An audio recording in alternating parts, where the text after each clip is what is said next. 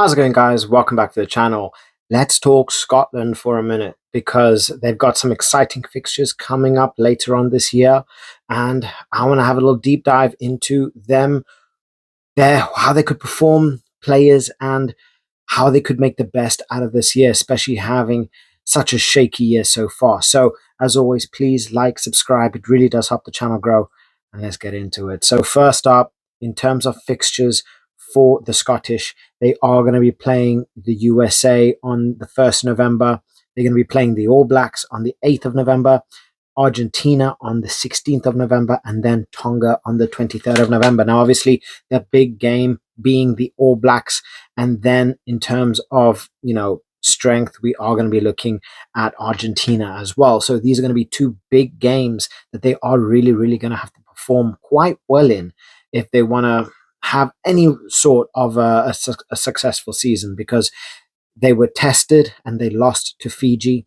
Samoa, they put in a relatively comfortable performance up against Samoa, beating them 41-12, but not convincing. We got to take it with a pinch of salt, though. They've got a lot of players out on Lions duty, so that was a sub-tier squad that they were playing. Same thing with Fiji. So you have to take it into consideration in terms of strength and ability. Now, taking that into consideration, we look at Scotland. Right, they had a very, very shaky Six Nations. Came away with some losses, but the one thing that I do find is the Scottish have so much talent. I mean, we're looking at Pierre Schoeman, we're looking at Gregor Brown, Darcy Graham, Finn Russell, Sione Tuipulotu, Blair Kinghorn, Hugh Jones. It's just the Scottish are riddled with just complete talent. My favorite centre partnership in world rugby right now, I'd say it's on par with my Damien Dialende, Jesse Creel. I love the Huey Palutu center partnership is just fantastic. They work so well with each other, and definitely one of the best partnerships in world rugby.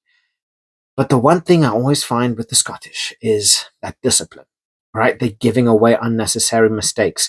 We look in, I think it was the Fiji game where Darcy Graham ended up getting a red card, and a lot of these things can be avoided. There's a lot of unnecessary mistakes that are made. You look at the Six Nations; they lost leads. At times it was unnecessary. Right? They get put under pressure. They start to panic. Things start to go wrong. Right? The level of quality that they do have is ridiculous. Right? And honestly, they can be so much higher up the table than what they are.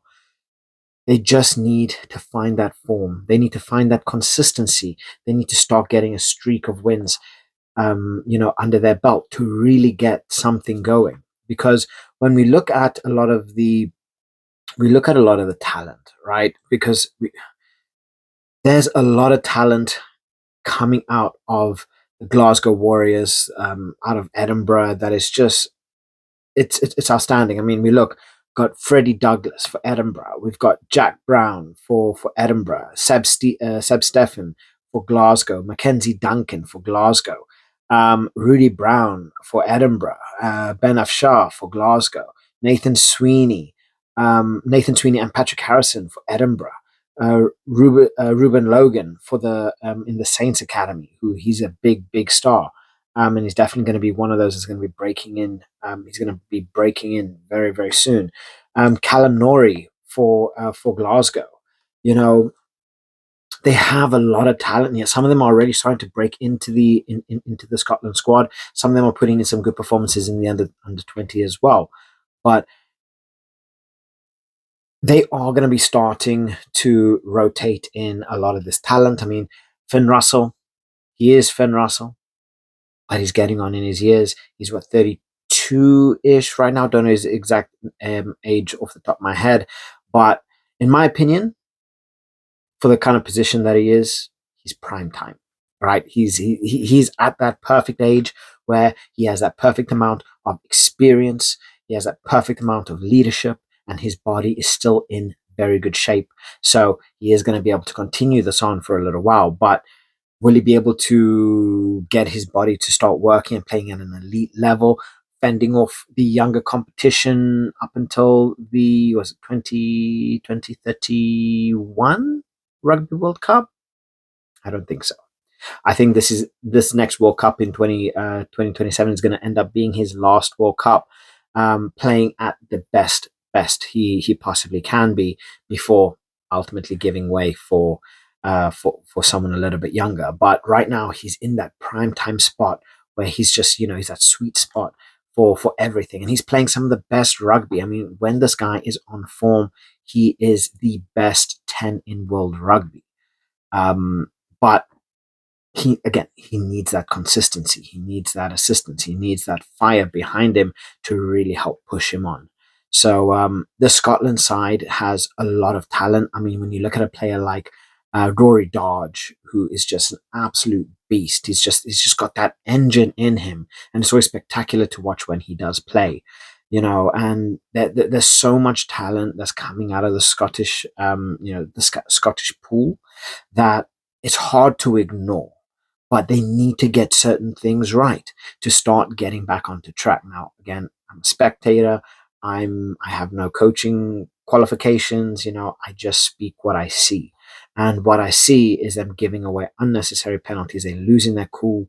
They are brought to other people's level, if that makes sense, right?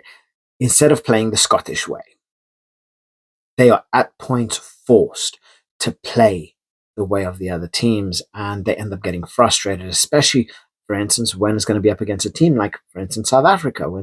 Whenever they play South Africa, they're going to get frustrated, right? We look at, for instance, the Fiji game where they were leading, but just that pure speed, that back and forth, that counter attacking of the Fijians. They are such big, strong runners of the ball, and when they started to get that ball moving, they holes were just opened up, right? But again, we have to take it with a pinch of salt. This was not a first team for Scotland. But then we look into the Six Nations where it was a first team, right? And at points, we just found them giving away unnecessary penalties. Their defensive lines were just wide open at times. They were found slacking.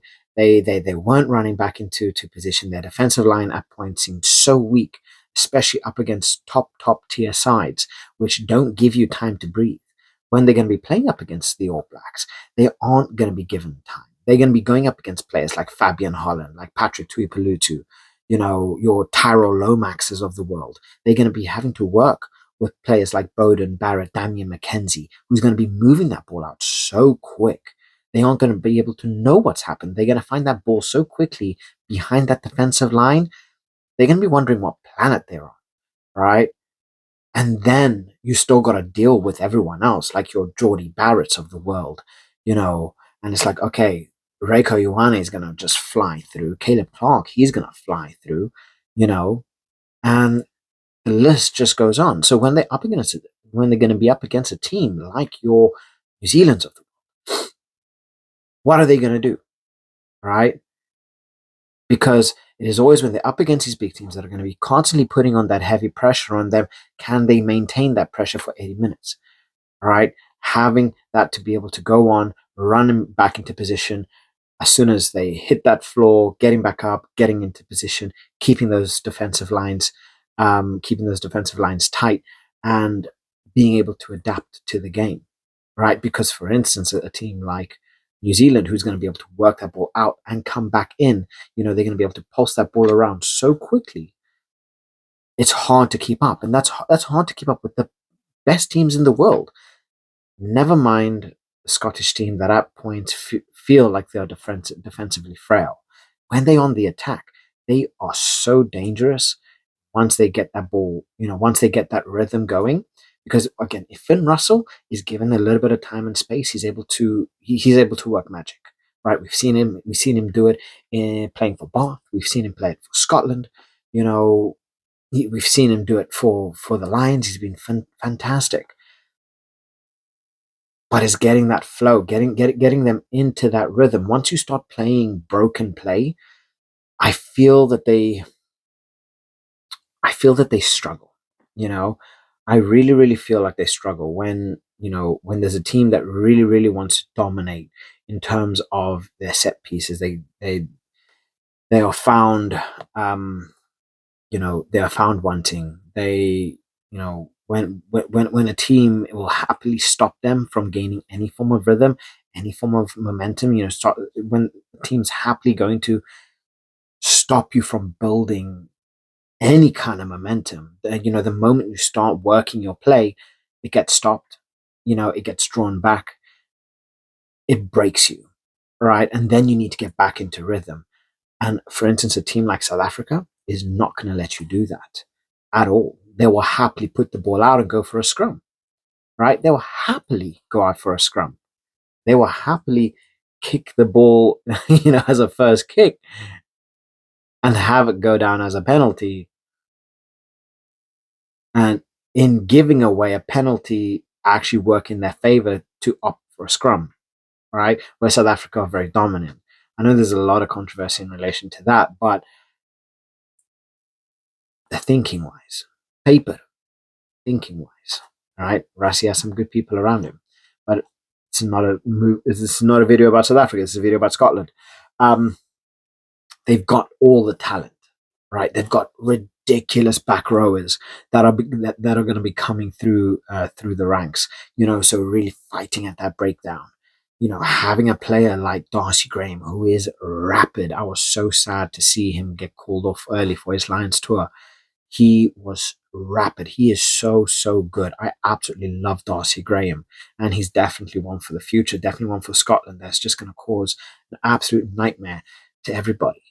But they need to find that consistency.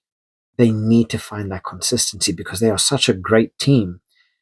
They are just mauled by inconsistency, by unnecessary fouls, unnecessary tackles, going in too high when not needed, just lapses of concentration where people are found wanting, standing together, looking, playing with their balls in the sand, and then wondering where that ball has gone to, right?